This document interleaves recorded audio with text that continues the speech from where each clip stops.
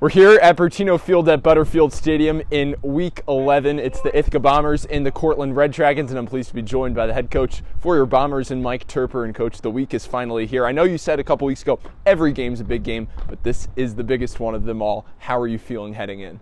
It's a little bit bigger, Farrell. A little bit bigger. I feel great. Awesome practice today. You know, our guys were flying around, very game-like in our intent, very game-like in the enthusiasm, the intensity. The noise was loud. It's a good day. Absolutely. And heading into this week, coming off of a big win last week against RPI, what did you see that you liked, and how did that build into such a week like this? Yeah, our resolve. It was all about that. You know, it was highs and lows in that game. But we stayed even-keeled, and we didn't get too high, didn't get too low, stayed the course, kept fighting, and it just came out with a one-point victory. And you know what? At the end of the day, you just need one more point than the other team. So I was super proud of our team, the way we didn't blink the whole game. An interception for Cam Paquette against Buff State a few weeks ago, now 2 for Marcus Boyle this weekend. What were you seeing from the defense and the special teams that's been so great? Yeah, I think defensively, we've just been talking about just playing the ball better. And I think we've been working on it here in practice. So those guys are really committed to that. And then special teams, we're still looking to play our best game on special teams. We've got some work to do there, and I'm excited about the opportunity because we have another really good special teams program in Cortland who brings a lot of challenges on the plate. So I can't wait to see what our special teams does, and I hope they're up for the challenge, and we prepared like it today. When we spoke earlier today, you mentioned all the former players and current players right now on this team, guys like Will Gladney, a Kenny Bradley, a Jake Connolly leading the staff. How much of a smooth presence does that give with all this recent memory going into this Cortico week? Yeah, it's what this thing is all about, right? You come here, part of the reason you come here is for this game and for the tradition that's behind it, and those that came before us, and it's going to be a festive scene here in Ithaca on Saturday. I know there's always pressure involved, but going into this year, a new coach at the helm for Cortland, a new quarterback under center, how much more confidence does that give you? And does it give you more of a sense of relief that maybe your guys won't think about it as much as opposed to previous couple years? It's another opponent. We prepare for it. What we see on film, make a game plan. We come out, we sharpen it throughout the week, and then we just go play. You know, it could be anybody playing at quarterback. It could be anybody on the offensive line, the defensive line. We're going to look at the film, we're going to evaluate it as we feel is best, and then we're going to make a game plan, then we're going to have a great practice out here. That's kind of our process. When all is said and done at the end of this week, what are you most proud of looking back on this 2025 Bombers season? Just the way that we've grown in an emotional maturity standpoint. And we were a mess week one, and we've gotten better and better and better as far as just staying the course, and we certainly played in a lot of tight games this year, and that's really just built that resolve, that grit that you need to make another step as a team and as a program. And I think we're getting there. We're youthful in a lot of spots, but we're getting better every week. Coach, thank you. Appreciate Thanks, the time Farrell. as always. It's been great. Ladies and gentlemen, another week has come and gone on Ithaca's East Hill. The last of the fall warmth has given away to the cold winds of November, but there's no cold stretch in sight for either Big Red hockey program. As we dive into conference play, we've got a full show ahead. Complete ECAC analysis, insights from both the men's and women's analysts, and of course, our 3 stars of the week. To break it all down, I'm Farrell Hudson, and without further ado, ladies and gentlemen, lace up those skates. It's time for Big Red Face-Off. One of the riveting ice rivalries in North American intercollegiate athletics took place once again in Cambridge for the Big Red this past Friday. The trip for Cornell, glad you asked, a successful one.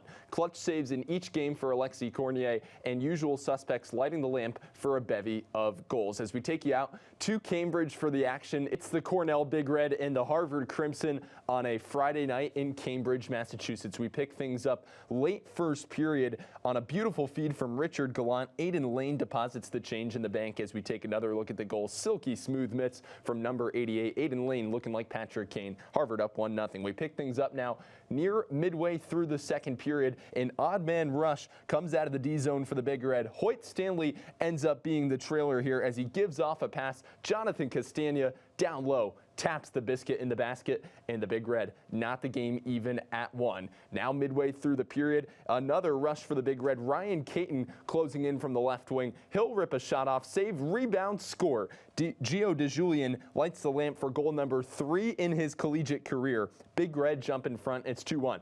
Now we pick things up. 2 minutes and 55 seconds remaining here in the third period. Jonathan Castagna in all alone on a breakaway. He goes over the top left shoulder, powering it top down past Big Shirt Charette. Big Red take a commanding 3-1 lead as Cornell with another lockdown victory over their arch rivals on the road in Cambridge. And here to break it all down, as always, is our men's analyst in Molly Golden. Molly, great to be back at the desk. I'm pleased to be joined on Pioneers pregame live by the newest Elmira Pioneer All-Star in TJ Grimesti. And TJ, first of all, congratulations on the selection. What was going through your head when you found out this morning? I was actually just hitting in the cage and someone was like, congratulations. I was like, for what? And they were like, oh, you made the All-Star team. I was like, oh, thanks, I mean, it's cool, but I mean, just got to make the playoffs now. We put ourselves in a kind of a crappy situation, but, nothing we can't build our way out of. What's the difference mentally between balancing a personal accolade with the overall team objective as we're heading down the home stretch of the regular season? I mean, I guess nothing matters unless you make the playoffs. Like, how valuable am I to the team if we don't make the playoffs? So now we just find out how well the All-Star selection was. I mean, if we make the playoffs, then it was correct. Brandon, an outstanding night. You'll walk it off for the Pios, deliver hopefully the first magical moment of many. What was the feeling like as you were stepping up to the plate there with the bases loaded and nobody out? Honestly, before stepping into the box, heart was pounding a little, but as I stepped in, everything just cooled off and I kind of just blacked out. So, you spoke about the heart pounding. What was it like when you were up 2-0 in the count and then Uchi came back to 2 balls and 2 strikes? Did your approach change at all? Honestly, no. I felt as soon as I got the first strike, I was ready. I kind of felt it the whole way through. I saw it in my head before it even happened. Out of all 10 returners, Cooper Smith comes back for his 4th summer. This is your 5th at the helm of the Pios. How cool has it been to watch Cooper mentally and physically grow over the past couple of years? It's been really cool because he showed up here kind of a shy kid. Now he's starting to come out of his shell. We've really seen his personality over the last couple of years, doing backflips on the field and that kind of stuff. So it's been really awesome to watch Cooper grow over the last 4 years. What is it about Cooper that makes him such a great leader for the rest to follow? He's just such a hard worker, and he leads by example. He's not out there yelling at guys, telling him do this and do that. He just shows up, works hard every day, and leads by example. You said the 3 words there, see the ball. What's the difference between seeing the ball and just having another at-bat? It comes down to an approach. So if you're just going to have another at-bat, you kind of just up there going about it lazy, and you're not really, they say not to think, but it's a game of baseball, so kind of have to think a little. You're going to go in there, you're just going to think about seeing that ball, and you're just going to see it hit the bat, and it's kind of like playing catch. That's all it's about. You spoke about Coach Raymond, specifically harping on defense. What are the challenges that he presents on a daily basis that consistently elevates this program towards new heights? Yeah, he's really nitpicky at stuff, but again, it makes sense because in games, we're not going to have someone that's honest, and we can't be giving up easy backdoor cuts and face cuts. So in practice, he really harps on, making us redo a drill over and over again. And, we have to run a lot afterwards, but it's going to pay off because, again, we don't want to be giving up easy buckets into the lane. So he really harps on not allowing players to drive middle.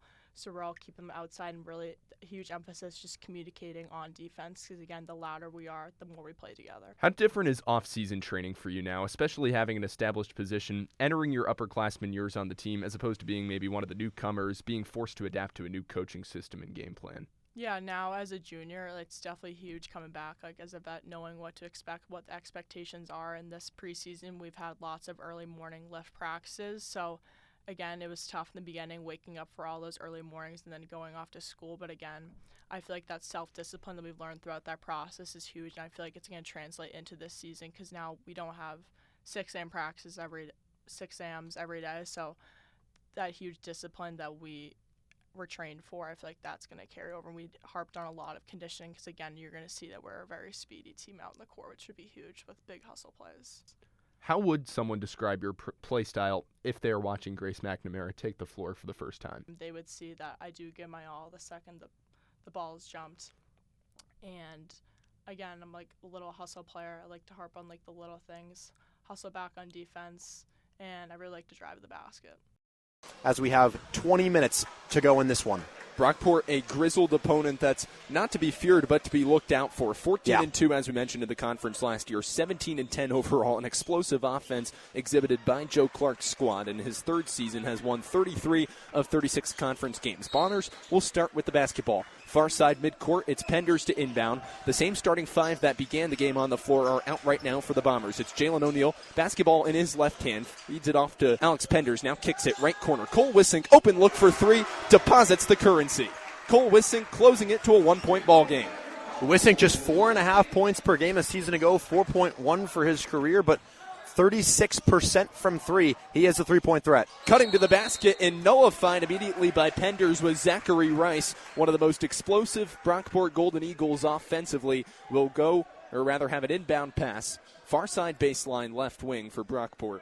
It'll be Omar White, the catalyst to trigger it in, with Evan Cabral defending. Cabral, O'Neal, Penders, Matthew Zenker, and Cole Wissink, the five out on the floor for the Ithaca Bombers. Ithaca in their home white uniforms, blue Ithaca lettering across their chest. Cutting to the basket, second opportunity. Reaching up is Cameron Dyer as he taps it in. A two-pointer makes it 43-40. A quick opening to this second half, just 40 seconds in. Yeah, Dyer making his Brockport debut. He's looked really good so far. A transfer in from SUNY Niagara. And his first points in this one. O'Neal, a hip-high pass to Penders, gives off. Matt Zenker up against a slew of traffic, cuts in right paint with the right hand off the glass, taps it in. Matthew Zenker closes it right back to a one-point ball game, 43-42.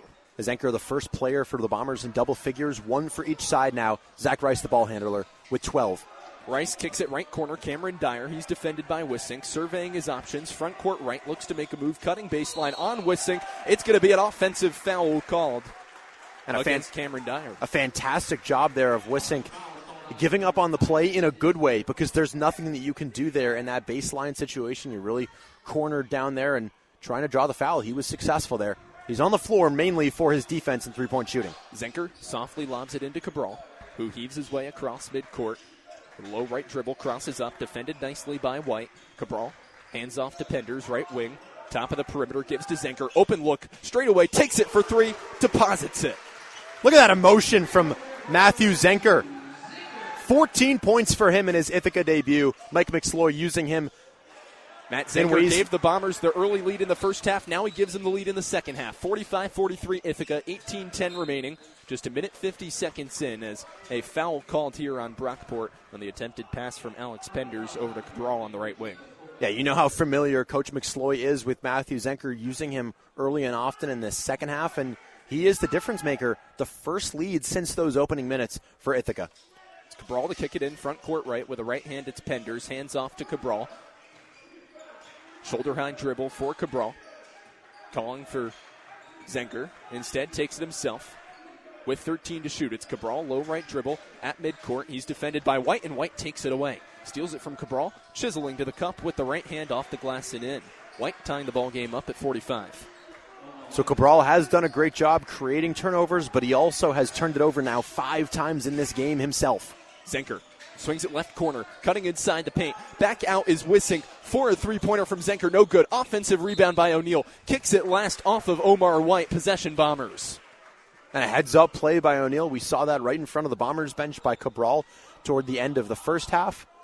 O'Neal with a fantastic play to keep possession here on the other side of the floor. 46% plus shooting for O'Neal from the field last season. 25 minutes of play with the right hand off the glass and in from the left paint. Jalen O'Neal, Bombers lead by 2.